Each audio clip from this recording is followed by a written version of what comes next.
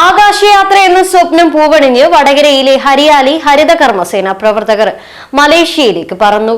68 പേരടങ്ങുന്ന സംഘമാണ് 5 ദിവസം നീണ്ടു നിൽക്കുന്ന മലേഷ്യ സന്ദർശനത്തിനായി യാത്ര തിരിച്ചത്.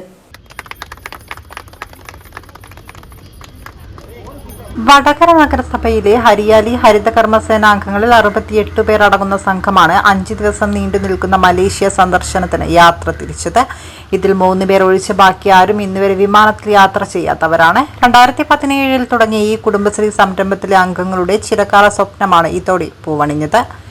വടകര പുതിയ ബസ് സ്റ്റാൻഡ് പരിസരത്ത് വെച്ച് നഗരസഭ വൈസ് ചെയർമാൻ സതീശൻ മാസ്റ്റർ ഇവരെ ഫ്ലാഗ് ഓഫ് ചെയ്ത് യാത്ര അയച്ചു. എങ്ങനെയാണ് ഈ ഒരു പ്രചോദനം കേരളത്തിന് ലഭിച്ചത്? നമ്മുടെ വടകരയിലെ ഹരിത കർമ്മസേന, ഹരിയാലി ഹരിത കർമ്മസേനയാണ് ഇതിന്റെ പ്രചോദനം എന്ന് പറയുന്നതിൽ വലിയ അഭിമാനമുണ്ട്. 2021 ഒക്ടോബർ 2-ാം തീയതി കേരളത്തിലെ ആദ്യത്തെ മാലിന്യമുക്ത നഗരസഭയായി വടകര പ്രഖ്യാപിക്കുമ്പോൾ അതിന്റെ പുറകിലെ ചാലക ശക്തിയായിരുന്നു നമ്മുടെ വടകരയിലെ ഹരിയാലി ഹരിത കർമ്മസേന, കേരളത്തിൽ തന്നെ ആദ്യത്തെ ഒരു സംരംഭം.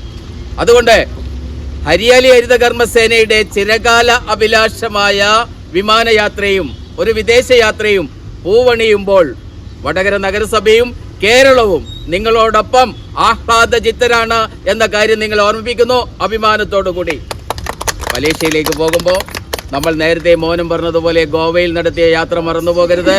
ആട്ടും പാട്ടും കളിയും ചിരിയുമായി വളരെ ആഹ്ലാദചിത്തരായി കൂടുതൽ ഊർജ്ജസ്വലമായി കേരളത്തിന്റെ സൗന്ദര്യവൽക്കരണത്തിന്റെ പ്രതീകമായി കൂടുതൽ അറിവുകളും കൂടുതൽ ഊർജവുമായി നിങ്ങൾ തിരിച്ചു വരട്ടെ. വടകരയിൽ നിന്നും കരിപ്പൂർ വിമാനത്താവളത്തേക്ക് ബസ് വഴിയാണ് യാത്ര തിരിച്ചത്. 16-ന് തിരിച്ചെത്തും. അവസാന ദിനം മലേഷ്യയിലെ മാലിന്യ സംസ്കരണ സംവിധാനങ്ങളും ഇവർ സന്ദർശിക്കും. യാത്രാ അവധിയിൽ നഗരസഭയുടെ മാലിന്യ ശേഖരണത്തിനോ സംരംഭങ്ങൾക്കോ മുടക്കം ഇല്ലാത്ത രീതിയിൽ ബാക്കി അംഗങ്ങൾ ഇവ നോക്കി നടത്തും. കോഴിക്കോട് കേന്ദ്രീകരിച്ചുള്ള കോക്ടെയിൽ എന്ന സ്ഥാപനമാണ് യാത്രയ്ക്ക് നേതൃത്വം നൽകുന്നത്.